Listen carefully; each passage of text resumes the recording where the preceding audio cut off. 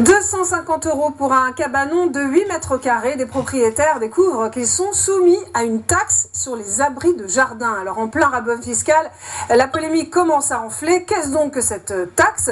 Est-ce qu'elle existe vraiment? Eh bien oui, elle relève de la taxe d'aménagement qui est applicable dès lors qu'il y a déclaration préalable à un permis de construire pour toute construction de plus de 5 mètres carrés. Donc pour les petites surfaces, ça concerne aussi bien les abris de jardin que les vérandas, les garages, les combles non aménagés et les bassins de piscine d'une surface de plus de 5 mètres carrés. Alors quelques exemples donnés par le think tank libéral IFRAP, 250 €, donc je vous l'ai dit, pour un abri de 8 mètres carrés dans le Nord Finistère, 365 € pour une piscine non couverte de 25 mètres carrés dans le Var, 500 € pour un abri de 17 mètres carrés dans les Côtes d'Armor. C'est sûr que ça ne fait pas plaisir lorsqu'on reçoit sa feuille d'impôt. En revanche, est-ce que c'est un nouvel impôt? Eh bien non, parce que cette taxe existe depuis 2012. On la paye en une fois si le montant est inférieur à 1 500 €, sinon elle est payable en 2 fois. Mais c'est une seule et unique fois, donc ce ne sera pas tous les ans que vous serez soumis à cette taxe. Le problème, c'est que comme peu de personnes sont au courant de son existence, eh bien,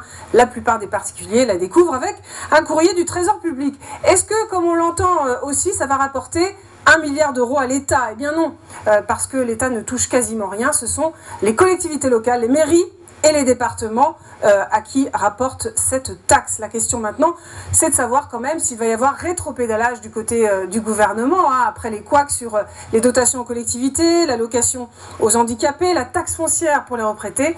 Pas sûr que le gouvernement se saisisse de cette affaire. C'est votre ville qui peut décider ou non de l'appliquer.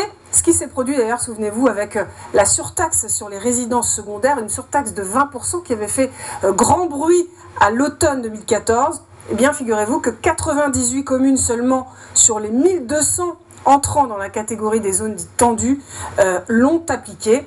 En ce qui concerne la taxe sur les cabanons, eh bien, les communes ont jusqu'au 30 novembre pour l'appliquer ou non.